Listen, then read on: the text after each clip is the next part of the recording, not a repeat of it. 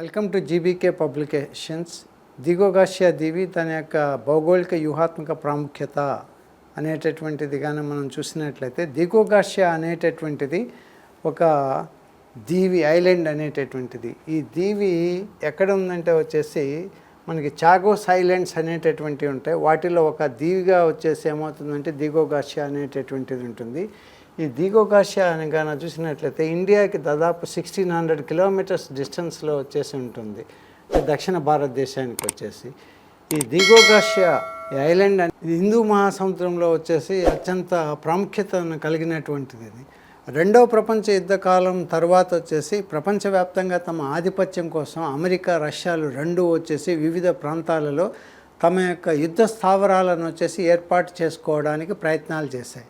అలాంటి ప్రయత్నాల్లోనే వచ్చేసి ఈ దిగోగాషియా అనేటటువంటిది దాన్ని అమెరికా వచ్చేసి అణుయుద్ధ స్థావరంగా వచ్చేసి దాన్ని మార్చుకోవడం అనేటటువంటిది జరిగింది. తర్వాత దీని యొక్క ఇంపార్టెన్స్ ఏంటంటే, ఈ భౌగోళిక వ్యూహాత్మక ఇంపార్టెన్స్ గురించి స్పైక్మెన్ అనేటటువంటి ఆయన ఏం చెప్తాడంటే, ఏదైనా ఒక తీర ప్రాంతం కానీ ఒక దీవి కానీ ఇతర దేశాల మీద లేకపోతే ఆధిపత్యాన్ని చెలాయించడానికి ఆ ప్రాంతాలు అనుకూలంగా వచ్చేసి ఉంటాయని వచ్చేసి చెప్తాడు.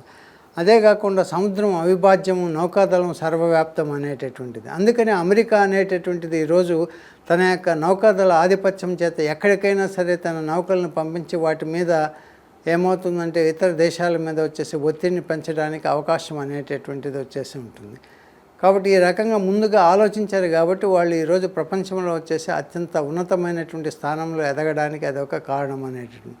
అయితే ఈ దిగోగాషియా అనేటటువంటి దీనివలన ఉపయోగం ఏంటి అనేటటువంటిది చూసినప్పుడు, దిగోగాషియా అనేటటువంటిది ఎలా ఉపయోగపడుతుంది అనేటటువంటి దాని గురించి అప్పటి ఎక్స్టర్నల్ అఫైర్స్ మినిస్టర్ అంటే విదేశాంగ శాఖ మంత్రి హెన్రీ కిసింజర్ అనేటటువంటి ఆయన మై వైట్ హౌస్ ఇయర్స్ అనేటటువంటి ఒక పుస్తకంలో ఏం చెప్తాడంటే, దిగోగాషియా అనేటటువంటిది కానీ చూసినట్లయితే ఇండియా మీద వచ్చేసి ఏదైనా వచ్చేసి అనుకోని సమయంలో వచ్చేసి ఇండియా రష్యాకి అప్పుడు సపోర్ట్గానే చేసినట్లయితే దాని మీద దాడి చేయడానికి కూడా వచ్చేసి ఉంటుంది.